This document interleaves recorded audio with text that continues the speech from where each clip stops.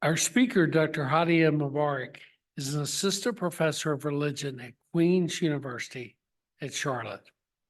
She previously served as an assistant professor of religious studies at Gulliford College and as a research fellow at New York University, Abu Dhabi.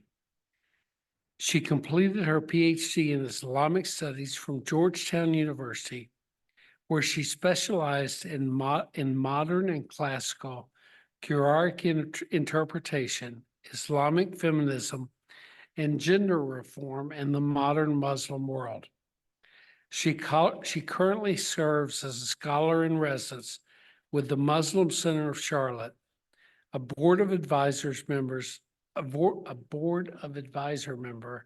with the Carleton Center for the Study of Islam, and a scholar with the Institute of Social Policy and Understanding. Now, there are two things that I left out of that introduction. One of them I kind of gave you a hint about. They're two very important things. She's here to see her mother and her family, which means she was raised here in Panama City. She's one of us. She's from here in Panama City. And the second part that was left out of this introduction, she's a graduate of where? Florida State University. Please join me in welcoming Dr. Hadia Mubarak.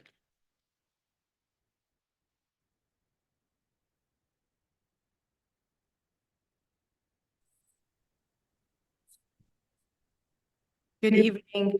It's an honor to be here at Florida State, Panama City. I am actually at home, as he said. I do feel quite at home, and this was a blessing in many ways to be at my alma mater, of course, Panama City branch, as well as to be with my family this weekend. And thank you for all of you who've sacrificed your Friday evening to be here. I hope it's worthwhile for you.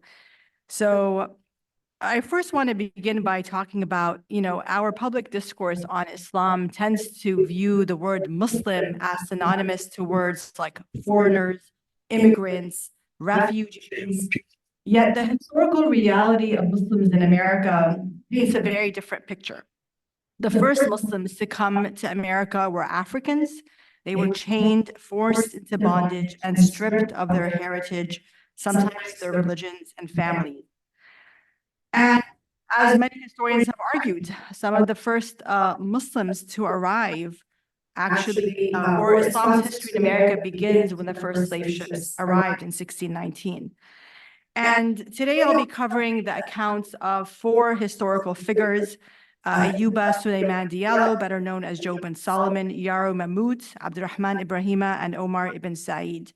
Most of them, or at least these four, all four of them were educated and literate in multiple languages. Many were here before the United States had gained its independence from the British in 1776.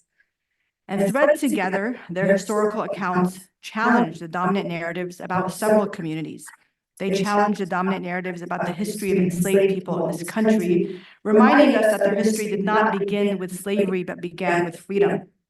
Their historical accounts illustrate that Africans had come from rich civilizations that valued literacy and religious education. For example, Sylviane Diouf writes in her book, Servants of Allah, African Muslims Enslaved in the Americas. She writes, even if only basic, literacy was widespread in Muslim West Africa, so much so that by the end of the 19th century, the French estimated that 60% of all Senegalese were literate in Arabic, which was not even their native language. In the 1880s, a French traveler remarked that though Timbuktu is no longer a great center of erudition, the population is schooled, the majority of its inhabitants can read and write and know a large part of the Quran by heart, and they can discuss it. So why is this history important to recover? First of all, it gives us a more accurate historical account of Muslims in America. Although my parents immigrated to the United States in the late 70s, and a lot of Muslims in America, their stories are narratives of immigration, primarily after 1965, with the immigration reforms allowing for people to immigrate from Asia and the Middle East.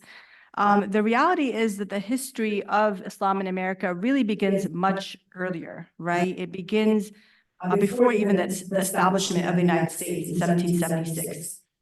And what we find is that these narratives also challenge the dominant narratives about the history of Muslims in America, that the identities of a significant percentage of enslaved people intersected both with Islam and Africa, which is an empirical reality that remains true today. And, unfortunately, we don't know a lot about this history. I teach a class called America's First Muslims, and my students are always telling me this is the first time we hear about these historical figures. First time we hear about Omar ibn Said. First time we hear about Yarrow Mamout. And the erasure of the first Muslims from our national consciousness is a byproduct of the legacy of racism in America. Khaled Baidoun, who wrote a book called American Islamophobia, writes that the racial construction of Blackness and the legal enforcement of slavery not only eroded and ultimately extinguished the Islam that they brought with them and practiced on plantations, but the vantage point of American law, institutions, and individuals also prevented the recognition of these pioneer Muslims for who they were, bona fide observant Muslims. They not only established the first Muslim communities in the American colonies, but they also helped build the very economic and infrastructural foundations of the United States.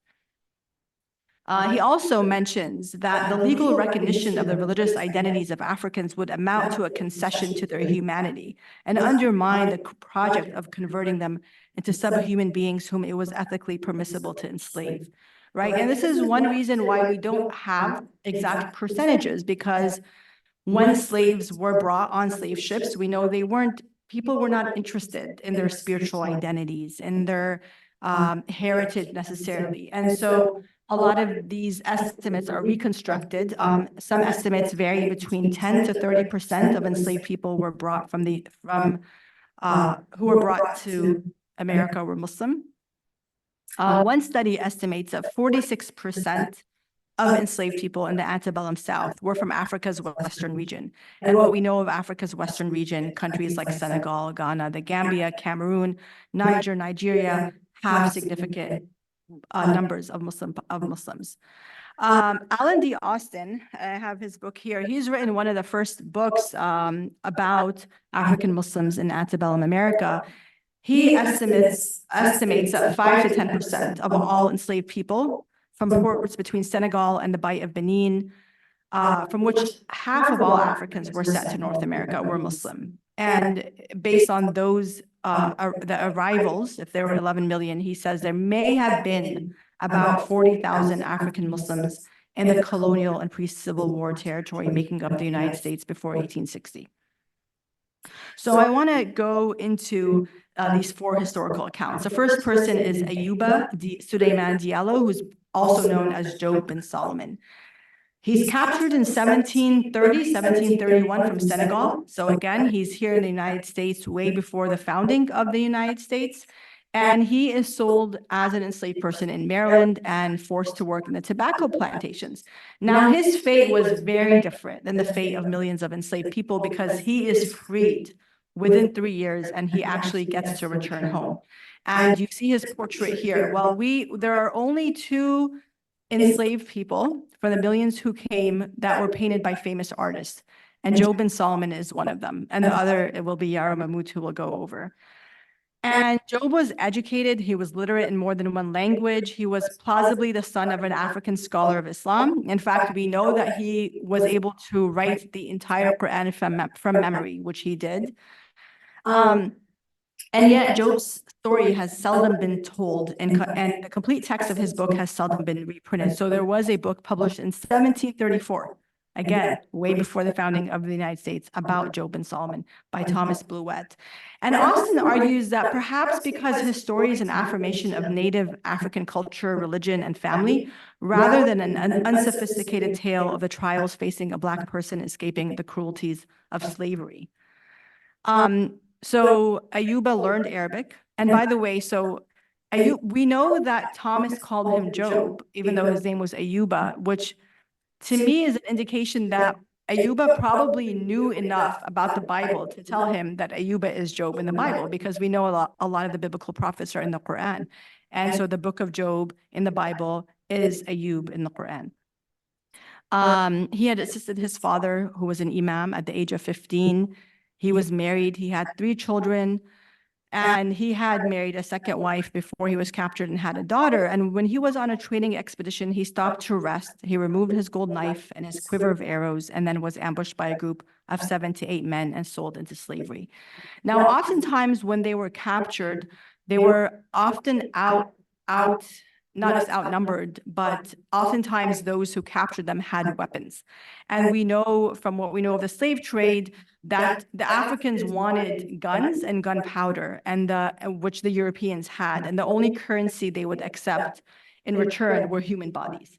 And so they incentivized the capturing of people from other tribes, and they oftentimes would capture people from obviously rival tribes. So he comes to Cat Island, Maryland, and he is praying at one point when a boy comes and throws dirt in his face. And at that point, he runs away. And when he's a runaway slave, of course, we know what happens. You're oftentimes found and imprisoned, which is what happens. And so in the same year, he was enslaved, 1731, he meets Thomas Bluett. So this is actually from Thomas Bluett. Thomas Bluett is the author, the Englishman who wrote this book called Some Memoirs of the Life of Job, the son of Solomon, the high priest of Bunda in Africa. This was published in 1734 by an English abolitionist. So this is what Bluett says. He says, he, Job, was brought into the tavern to us, but could not speak one word of English. So this is when he was imprisoned. And I won't read this entire section, but basically he tells us that he was able to gather from Job's words that he was Muslim. He had mentioned the words Allah, Muhammad. He would not accept a glass of wine when it was offered to him. And he says, this is Bluett observing, he says, by his affable carriage and the easy composure of his countenance, we could perceive he was no common slave. Now, one thing we're going to find with all 4 of these figures we'll discuss tonight is that they impressed the people who met them. And there was something about their character and their composure that made them unique to everyone who met them. And Job, to Thomas Bluett will mention this more than once about Job. So eventually, they send him back, and he says the keeper, basically, his slave owner, this was the jailkeeper. The jailkeeper thereupon wrote to his master, who soon after fetched him home, and was much kinder to him than before, allowing him a place to pray and some other conveniences in order to make his slavery as easy as possible. Obviously, we know slavery is never easy, right? But nonetheless, it was interesting that in 1731, he was an enslaved Muslim advocating for his right to pray. He knew he couldn't be freed yet, right? Eventually he is freed, but he's just advocating for his right to be able to say his prayers.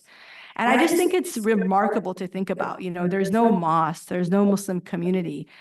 And they're stripped of everything and everyone they know. And yet they find a way to maintain their faith. So when he comes back, he's given a place to pray, and he writes a letter to his father in Arabic. This letter is intercepted by James Oglethorpe. James Oglethorpe was the founder of the Georgia colony, and he was a British member of parliament, and he was also an abolitionist. So the letter never reaches the father of Job. And Job is basically like, my father can pay for me to get out of here. Like these, oftentimes, slaves were mortgaged. Slave owners were not actually able to even pay for them in full. And so we'll find this with other enslaved people as well. So there were anti-abolitionists in Britain at this time, and his letter was used to appeal his case. And eventually he's freed, right? And so his fate is very unique. And we can kind of wonder why was his letter used, but he was writing in Arabic. It was indicators that here's a literate, educated, intelligent man. What are we doing enslaving him and making him work on our plantations? And so what we'll find with these 4 Muslim figures I'll talk about today is that they challenge the dominant narratives of what people thought enslaved people were. And he actually does get to make it back home. And I will mention in this book that's been written, but again, very seldom reprinted. So I'm sure it's probably very expensive to get a copy of it today. Bluett also writes about Ayyuba's religious devotion as he's departing back to Africa. And he writes During the voyage, Ayyuba, was very constant in his devotions, which he never omitted on any pretense, notwithstanding we had exceeding bad weather all the time we were at sea.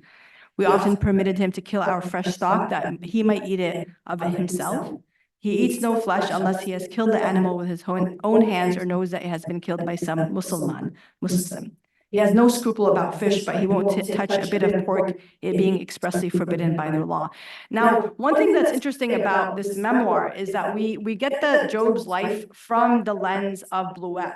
Bluet is capturing for us what he found interesting about Job, right? I mean, these are not things that Ayyuba may have recorded about himself.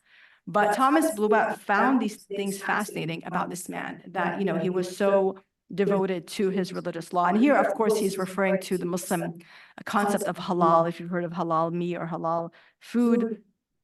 But also he mentions that by his good nature and affability, he gained the goodwill of all the sailors who, basically all the way up the channel, the English Channel here, showed him the headlands and remarkable places, which Job wrote down. He wrote down the names of all these places. And he said that if he were to meet an Englishman in the future, he wanted proof that he had visited their country. And one thing that Edward Curtis tells us in his book, Muslims in America, that his Arabic letters and the various English language articles written about him are remarkable documents from the colonial period. They disprove the notion that Muslims are only recent foreign additions to North America. Job arrived more than 3 decades before the U.S. declared its independence from Great Britain. As I mentioned, there's only 2 people whose portraits have been painted by famous artists. That's Job on my left, on your left as well, and Yarrow Mamout. So Yarrow Mamout is one of my favorites. There's so many fascinating details about his life. He was born in West Africa.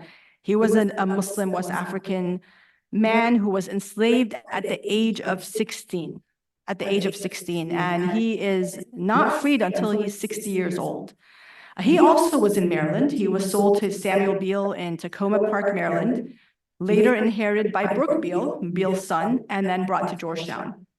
Now, he's only freed in 1796, and we know this because there are manumission papers that list his name and list his age, that he was 60 years old. But his fate was also quite remarkable.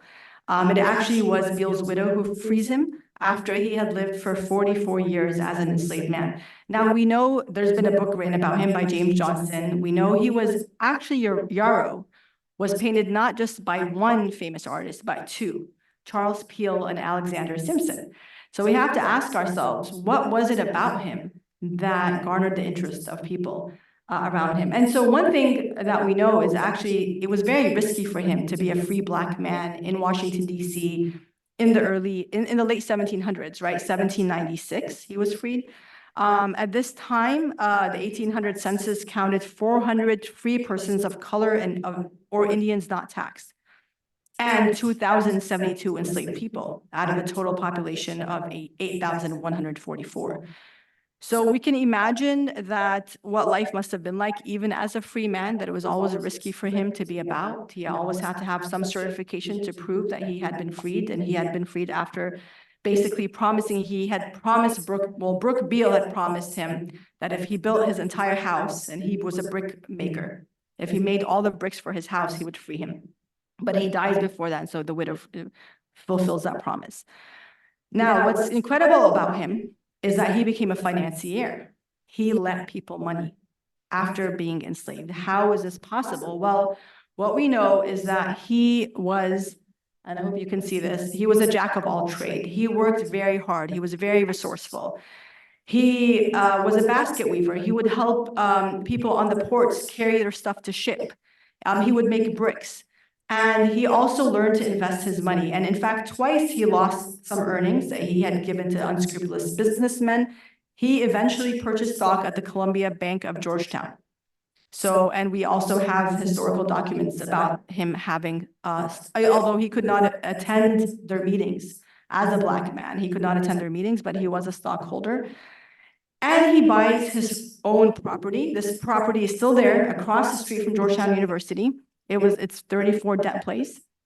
And according to James Johnson, this is the only property in the United States known to have been owned and occupied by a slave brought from Africa.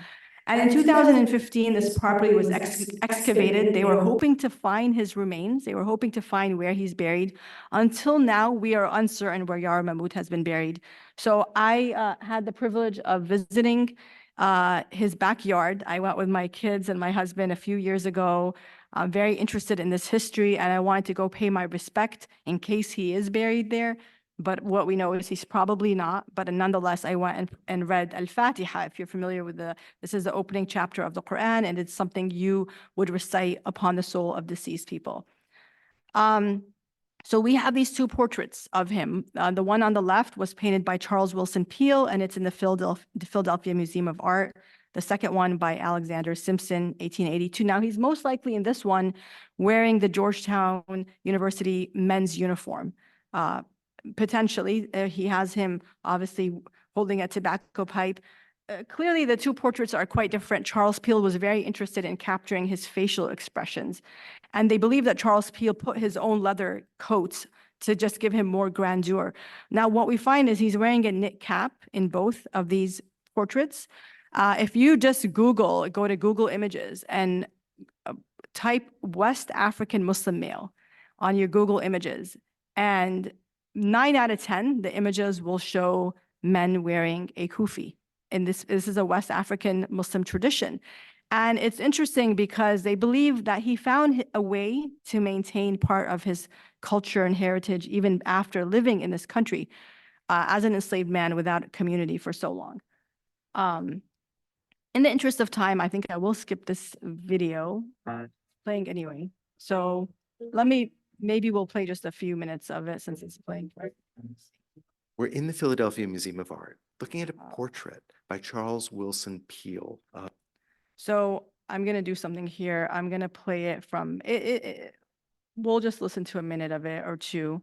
Their lifetimes. And these men had just recently met. And despite that, the portrait seems to convey a deep understanding of who this man was. You get a sense that Peale wanted to know this man, wanted to understand him. Yarrow owned property. He owned his own home. He owned bank stock. He had enough money to offer loans to people. When you look in his eyes, you see the wisdom. You see the intellect. The figure is framed by paint that is less defined. The greatcoat that he wears over his shoulders is more loosely painted. It seems to me that there's an increasing focus as we move towards the face, which comes into its most precise definition right around the eyes. Yes, there's a connectivity, and you don't see this in so many portraits. And some of this has to do with age, with experience, with Peale's appreciation of what it took Yarrow to survive, to persevere. And he had every reason to be embittered. He had lost money that he had given to others. He had been, of course, himself enslaved. There was every reason for this man to be bitter, and yet Peale found a man who he described as having a positive attitude in life, despite his life experiences. And this was something that really connected to Charles Wilson Peale because his motto was perseverance. In fact, he named his farm in Germantown initially Persevere. Peale had founded what was really the first successful public museum in the United States. It began as a portrait gallery in 1784, where he had portraits of revolutionary heroes. It grew as he added natural science specimens to the museum, and then the portrait gallery grew also to include not just revolutionary heroes or military men, but also scientists who were dedicated to the study of natural science, writers, artists, and he had paintings of people of age. And here is Yarrow. Yarrow seems an anomaly in this gallery. What is he doing next to the portrait of presidents? What is he doing next to Thomas Say, the great naturalist? And the fact that he was painted when Peale took a painting trip to Washington to raise federal funds for his museum, and he painted the president. So he's painting the president and Yarrow Mamout basically within the same week. Also, the format of the picture is the classic 25 by 30-inch portrait that you saw all of them. So everybody is put on the same level in this gallery, in that nobody's bigger and nobody is shown in a different way. Your head is there, your shoulders are there, and that's it. Yarrow was openly Muslim. He would praise God in the streets of Georgetown. He would pray in his garden in back of his house. And Peale is not shying away from that here. And I think this is a portrait that reaches back to you. You can see that the artist looked at Yarrow. And in fact, the great punchline that Peale records in his diary is about how he showed the portrait to Yarrow when it was finally finished. And Yarrow looks at it and he said, "It's Yarrow himself." And the artist, Yeah.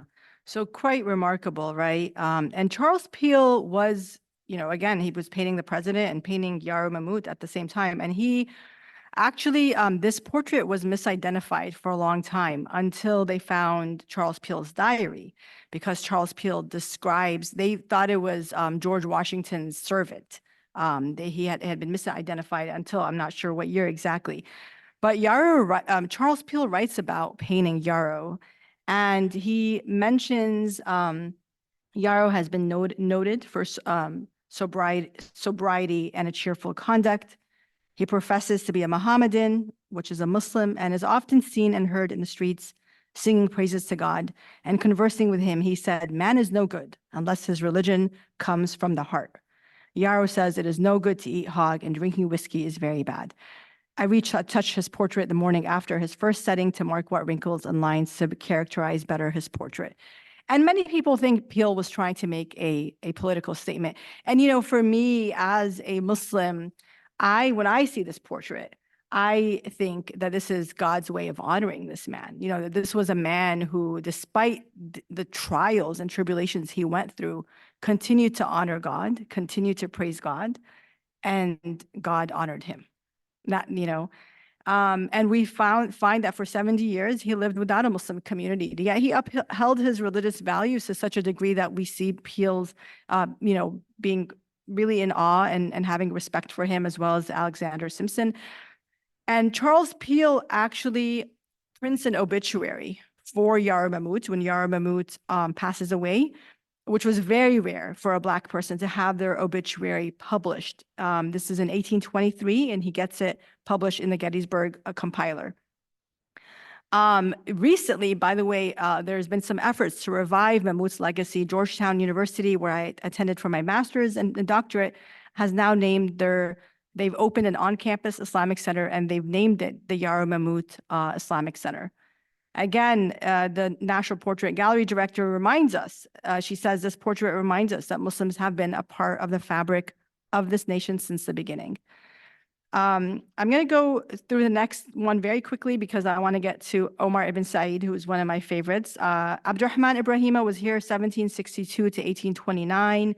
He was a royalty. He was a member of a ruling tribe in Futa Jalon. And he was obviously, like Yarrow and like the others, literate in more than one language, literate in Arabic. He is basically sold in Mississippi. He's works, again, on the tobacco plantation. I believe, if I remember correctly, it was either cotton or tobacco for 4 decades for the Foster family. He actually enriches Thomas Foster very much. But how do we know his story? Well, we know his story because he captures and garners the attention of political dignitaries during his lifetime. In 1807, so he's captured, I said 1788. So in 1807, he is at a market, he's selling vegetables, and a physician named Dr. John Coates Cox sees him, and they both recognize each other. Because Cox had been serving as a surgeon on an English ship many years prior, at least 3 decades prior, and he falls ill and his ship leaves him.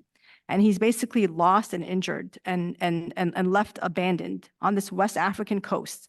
And it was Ibrahima's family who ruled Timbu in Timbuktu, which is current-day Mali, that took Dr. Cox and helped him heal to recovery. So when Dr. Cox saw him in Mississippi, he was adamant to get him freed, to pay back the favor to Abdul-Rahman Ibrahima. And Foster actually refused to sell Abdul-Rahman. He offered $1,000 and they named him Prince. And in fact, they say Thomas Foster felt that having a prince work for him only sort of elevated his own status. It was even Dr. Cox, after he died in 1816, his son, William Cox, continued the efforts to free Abdul-Rahman Ibrahima. And it wasn't until 1826, a local journalist in Mississippi at the time and a publisher, he encourages Abdul-Rahman to write a letter. And so he writes a letter in Arabic. So this tells us that he knew Arabic well enough that even after 4 decades, 40 years of working as an enslaved man on these farms, he could remember the Arabic, right? And what does this remind us of? It reminds us of the first quote that I read by Sylviane Diouf, that Arabic literacy was very much embedded in West African culture, right? Not only were they literate, some of them obviously in their own languages, but also in Arabic. And why?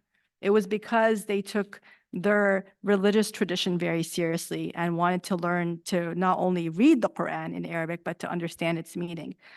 So after 40 years, Abdul-Rahman Ibrahima is finally released, but not because of the Foster's generosity. It was because the Sultan of Morocco intervened. The letter is actually forwarded to the Sultan of Morocco. They actually confused him for a Moor. So at that time, they were referring to him as a Moor, and they said that for whatever reason, Ibrahima did not try to correct them and tell them, really, I'm not from Morocco.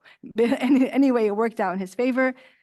But it was really sad because he and his wife are freed. About within 4 months of arriving to Africa, he actually passes away and never makes it back to his home country.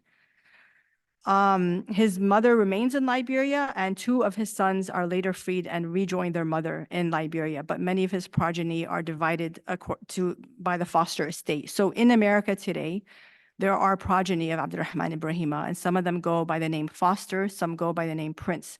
So family members that have Foster or Prince, some of them are direct descendants of Abdul-Rahman Ibrahima. Now, the 4th enslaved Muslim, he was a scholar, Muslim African scholar, that I want to discuss is Omar ibn Said. He was from Futa Toro, which is between the Senegal and Gambia rivers. And he was born to a wealthy father around 1770. And he was captured at a much older age. He was 37 at the time he was captured. And he was sold in Charleston, South Carolina in 1807. And the reason he runs away is he says, I was afraid to stay with such a wicked man who committed many evil deeds, so I escaped. And he actually he knew the Quran in Arabic. He had studied not only the Quran, in fact, there's a new book that recently came out. I think I think this is a worthwhile book to get. It says, I Cannot Write My Life, Islam, Arabic, and Slavery in Omar ibn Said's America. It just very recently came out. This is a 3rd attempt to translate his autobiography, and I'll come to his autobiography in a second, because he is the only enslaved man that we know of in America who wrote an autobiography in the Arabic language. But the reason I mentioned this book is because apparently he also knew religious texts very well. This book tells us he was quoting things from Ash'ari theology, from other legal texts that he would have studied during his time in Futa Toro. Oh, let's see, why is it skipping this? Okay, so he runs away from the slave owner in Charleston, South Carolina. He's imprisoned in Fayetteville. Now, he does something really interesting in this open prison. They call it an open prison. There's a jail keeper there. He starts to write passages of the Quran in Arabic on the prison walls, which actually caught the attention of the locals. There are some contemporaneous sources that talk about Omar being this anomaly. People were coming to see him. And I personally think, the fact that he was writing in this language that they could not understand, they realized these people, these men and women that we've enslaved are not the ideas we've had in our mind. These are educated people.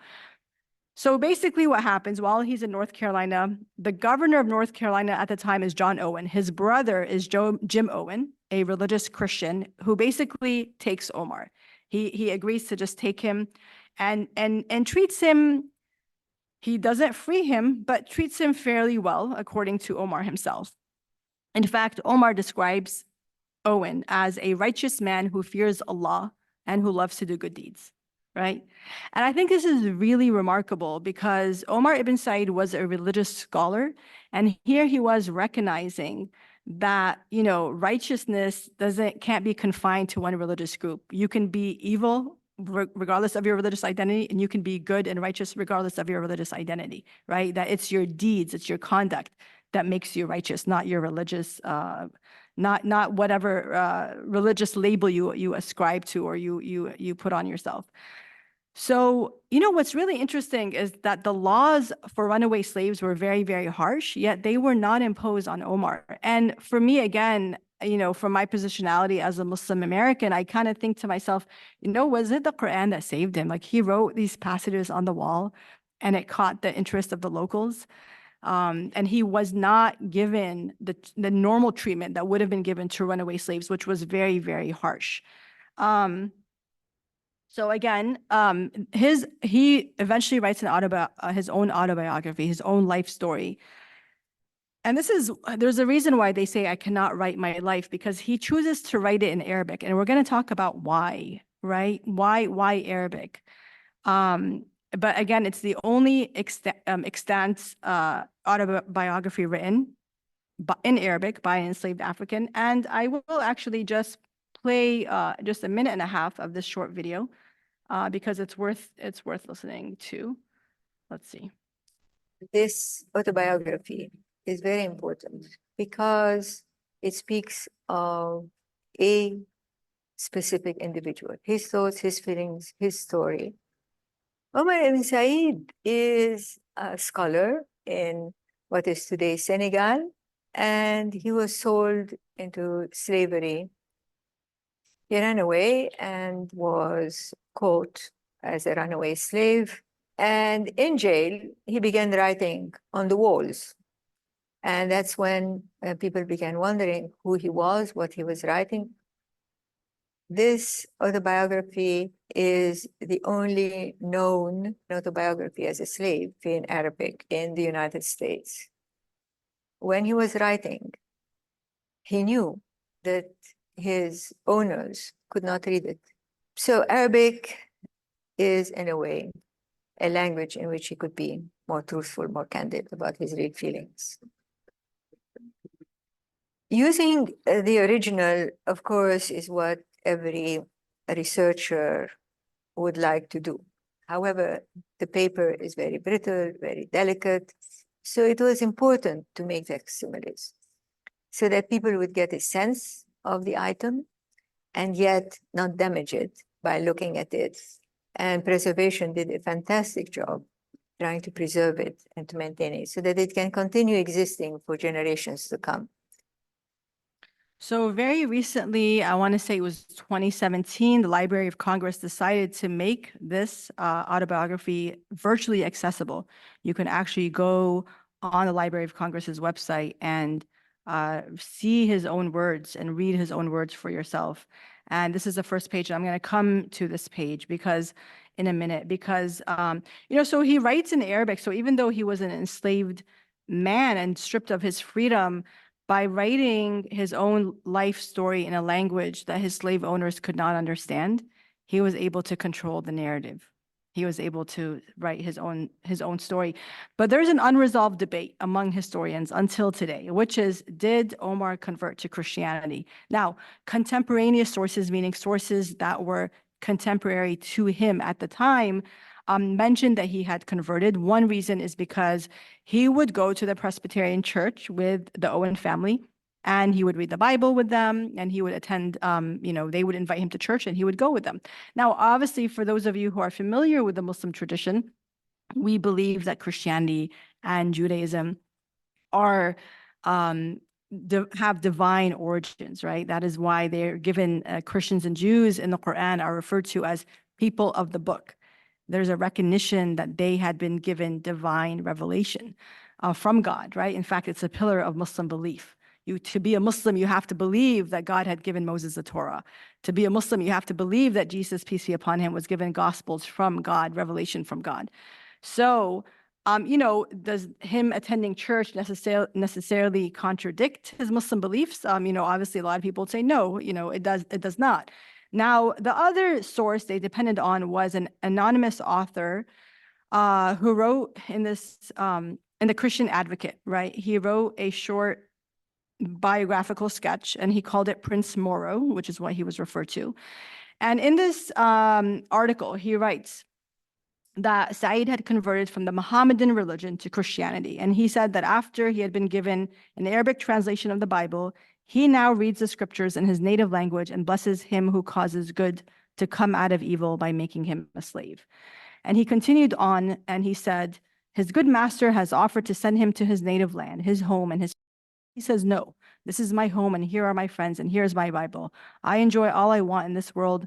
If I should return to my native land, the fortune of war might transport me to a country where I should be deprived of the greatest of all blessings, that of worshiping the true and living God and his son, Jesus Christ, whom to worship and serve is eternal life. Now, these, of course, are not Omar's words. These are the words of an anonymous author in the Christian Advocate. And the Library of Congress, among other sources, took these contemporaneous sources at face value. And they also had mentioned in his bio, Omar converted to Christianity in one line, right? Now, we have a lot of historians, a lot of books I would recommend looking at: Edward Curtis IV, Alan D. Austin, Ala Al-Rayas, Carl Ernst, Mabaya Lowe, and others that actually question the presumption that Omar left Islam. What is their evidence? Their evidence is primarily Omar's words himself. So, I don't know if you can make this out, but if you can make it out, you see right here, he starts with Bismillah ar-Rahman ar-Rahim. Then he says, Sallallahu ala Sayyidina Muhammad. He's sending salutations upon the Prophet. And he starts, the incredible thing is when they give him the opportunity to write his life story, not only does he begin with praising God, right? And using this very religious terminology, in the name of God, the most gracious, the most compassionate, which is the opening of every chapter of the Quran, every chapter but one. But he also chooses to start his autobiography with a chapter of the Quran called Surat al-Mulk, the chapter of dominion. And here's how the first verse starts out. Blessed is the one in whose hands rest all dominion, and he is most capable of everything. Now, why is this important that he's quoting this entire chapter, potentially most likely from memory? It reflects the faith of a man who internalized that the ultimate reality of God's dominion over all things is that dominion over all things rests with God, right? Not with humans. So even though in this temporal world, he was owned by the Owen family, and he dies being owned by the Owen family, and he's buried in their family cemetery. He's basically, there's a political statement there, right? Reminding us that the only master in this world is a creator of the heavens and earth and everything in between. And Ala Al-Rayas, who also did the second translation. The first translation is by Isaac Bird, and the second translation ever done of his book is by Ala Al-Rayas. And he says, and his book is called The Muslim American Slave.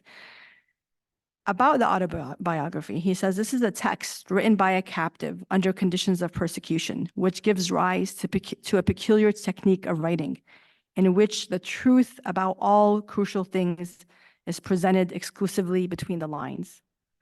And so he's inviting us, we need to read his autobiography, not by looking at what he only says, but what he doesn't say. And Omar dies in 1864, just 1 year before slavery became illegal in this country, before slavery was abolished. His legacy is being remembered and honored. The governor of North Carolina in 2019 did a proclamation for him, and we do have a state marker for Omar ibn Said, close to the Wilmington area. I still have not visited it, but if you notice, it says on the marker, Muslim slave and scholar, African-born. He penned autobiography in Arabic, 1831, lived in Bladen County, and worshipped with local Presbyterians, right? So the marker did not intervene, right? Did not weigh in on this question of conversion, given all the contradictory evidence at this point. But it's important, to honor the legacy of these people. And I want to just conclude by, let's see if I can find my conclusion here. That the stories of enslaved Muslim African Americans like Ibn Said and others offer just a glimpse into a part of American history that we've neglected to tell. And Ibn Said's story represents not only African American history or Muslim American history, but American history. The personal accounts of enslaved Muslims like Job bin Solomon, Ibrahima, and Yarrow Mamout and Ibn Said, who felt shifts the overall story we have told ourselves about religious freedom in U.S. history. Without question, America offered refuge from religious persecution for scores of immigrants who came to the United States of their own volition. Yet this was not the case for over 300,000 enslaved African men and women. And these personal accounts should occupy the center, not the margins of American history. Even though they are not my biological ancestors, they are certainly my spiritual ancestors. I cannot fathom what it must have been like for these educated scholars or advanced students of Islam to arrive to a new land, forced to contend with a new culture, religion, and identity, and to be stripped of their own freedom and identity. And each of their narratives speaks volumes to their resilience, wisdom, perseverance, and most importantly, their trust in God. One thing that becomes very apparent to me as I read their autobiographical works, and there's still so much more history that I didn't go over. Yarrow, for example, had a son.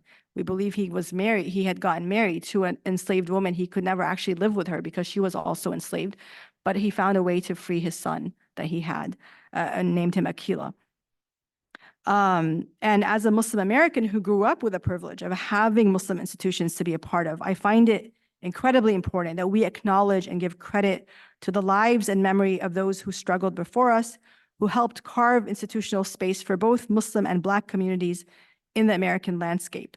The history of Islam in this country begins with people like Yarrow and Omar, people who were enslaved and yet found ways to continue to practice their faith with or without a community. Thank you so much.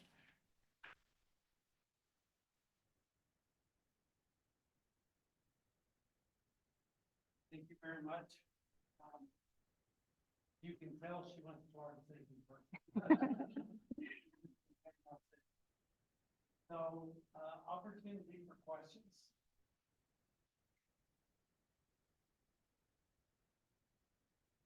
Comments?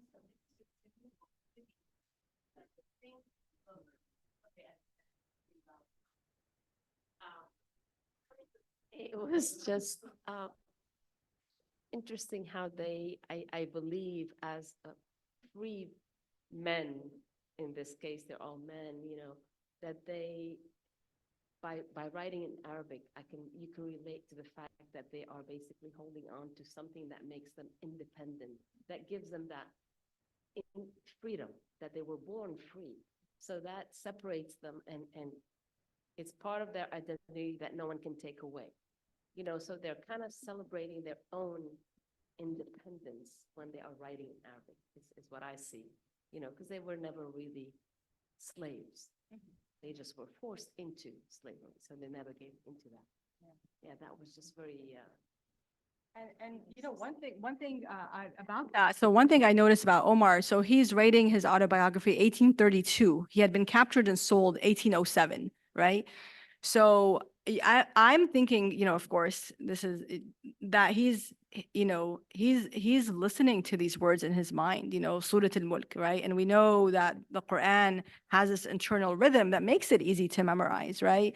And that in many ways, you know, he's starting out with this chapter of the Quran that maybe he had been in his own home country reciting, memorizing, listening to its recitation, and that in his own mind, in some ways, it was a way to capture the thing that gave him solace. And that's something that's a lot of people don't realize, that most Muslims are engaging with the Quran not just as a scripture, not just as a written text, but as an oral medium. As you know, the orality of the Quran is one of its most important characteristics, because Muslims are engaging with it through recitation or listening to its recitation.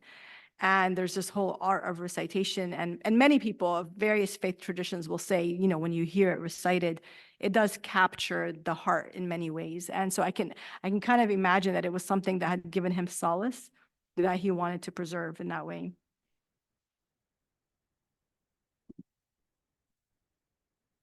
Thank you for the presentation. It was really very enlightening, to say the least. I wish we had more time, and I would have loved to hear more, but definitely a great eye-opener in many respects, that a lot of things that we did not know, we got to know, and such educated men were enslaved. That is something I don't mean to say it in a way that the others were enslaved, but what I mean is somebody who was so educated and at the height of like their PhDs and their all that, and they had families and they had roots and everything, and they were just left to be, I don't know how much more they could have done. That's my thing. Like, thank you so much. I just wanted to say that at the beginning of your presentation, you had indicated that these men had challenged the dominant narrative about the history of our nation. I wanted to say that you're doing the same thing with your research. And of course, thank you for that. But there's still a sense of frustration over what scholars like yourself have researched, scholars like what yourself present, and yet that dominant narrative still remains. It's still taught in our schools, it's still discussed, and even in some cases, it's preferred over the kind of interpretation that you've brought to us today. Do you have any thoughts about how your challenge to the dominant narrative can be made more popular and accepted? Yeah, thank you so much. Thank you so much for that question, because, you know, it reminds me, so I had these last two slides. I said, you know, instead of seeing this, when we think of Muslims in America, right? Instead of seeing this is what we see instead, right? We see Muslim militants and misogynists, right? And then this is why then you can have a sitting president saying we want to stop Muslims from coming into this country, right? And so, because if you think of Muslims as part of your own fabric, people like Thomas Jefferson, right, who talked about a Mohammedan and Jew belonging to America, right? The founder, Thomas Jefferson, had his own personal copy of the Quran. So we find a very different picture from what the founding fathers were saying, seeing America as a place where everyone could be included, right, irrespective of their faith, to the kind of discourse we're seeing today. And the dominant narrative, like you said, I mean, it's so entrenched, you know, the associations between Islam and violence, the associations between this notion that Muslim women are oppressed, and they're oppressed by their headscarf, and they're oppressed by how they're dressed. You know, I mean, I grew up in Panama City. I went to Rutherford High School. I graduated in 2000, and I was thinking to myself the other day, it's been 23 years since I finished high school, or now 24 years. And yet the same stereotypes exist about Muslim women. They're exactly the same. Like 24 years later, they haven't gotten any better. And I really wonder why, you know, and part of it, you know, I teach a class called Muslims in Pop Culture. I mean, part of it, honestly, our pop culture entrenches these stereotypes, even with new films, even with new books and novels. In my son's school, they sent me an email. They're reading I Am Malala. That's fine. I'm Malala, you know, Malala has a powerful story. But why is that always a narrative? Why is it always a narrative of the abused, oppressed Muslim woman who has to escape her culture, who has to escape her society, you know? And so it's something I teach about because a lot of scholars have called it out. You know, they call it the victim escapee narrative. Those are the stories that publishers want. Those are the stories that, you know, major film distribution companies want. They want the story that's not my life story, right? Because that is not going to sell. They want the story of that woman who had a horrific, oppressive, abusive incident happen to her, right? Because those are the stories that will get audiences and make money. And that's what we're seeing. So yeah, there's still so much work to be done. Other questions or comments? Anyone?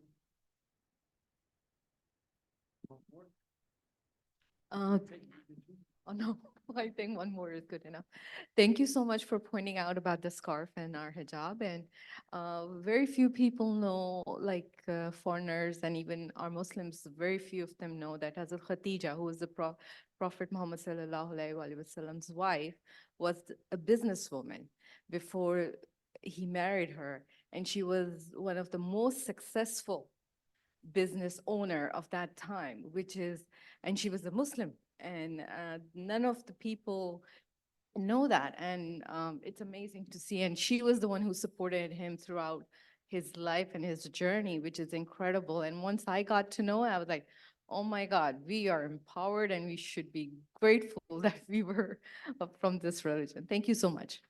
I mean, one small thing I think we can all do, and I know a lot of you already are doing it, obviously, is to talk to people, have conversations, have events like this. But also, for Muslim Americans to use the pen to write their stories, to use the power of the pen and write your stories, right? Try to get your stories published. And in the classrooms, in the K through 12 education, that is one of the most important things. And to challenge, what led me to do a PhD was all, in hindsight at Florida State University. I never thought I was going to become an academic. I wanted to be a journalist. And I remember taking a class called, I think it was Comparative Politics of the Middle East, taught by a TA. And for whatever reason, he kept going into the history of Islam. And he was saying a lot of inaccurate stuff. And I just found myself raising my hand. Well, he basically was always thankful for me to speak up. I thought he was going to find me annoying. He was like, yes, like, tell us more. And obviously, like 9/11 happened when I was an undergrad and all of these things, and being put in that position where you have to answer questions that I cannot answer. But being given opportunities in the classroom to speak up and really, I think in hindsight, led me to a trajectory to then pursue a PhD in religion. And so for the young people in the audience, I highly recommend, when you're in the classroom and you hear something that makes you feel uncomfortable, don't shy away from speaking up. Don't think the professor is not going to appreciate your pushback or your teacher. They actually, as a professor, we appreciate the critical minds more so than those who are going to be passive and not question what we're saying. So thank you so much. Any last questions from anyone? So my question is about, you presented to us the first Muslims that were all Black, and we're in Black History Month now. Yeah. How do you reconcile between the Muslim identity, the Black identity, the American identity? How does that all come together? Yeah. Well, so obviously this legacy did have an impact on the African American community, especially later on in the 1950s and 60s when they were trying to find their sense of their own heritage. Where did they come from? Even though the Nation of Islam was really, really theologically very divergent, very different than mainstream Islam, but they did create what my own mentor, Dr. Sherman Jackson, calls a psychological space in the minds of African Americans that they could see Islam as being something that's indigenous to them.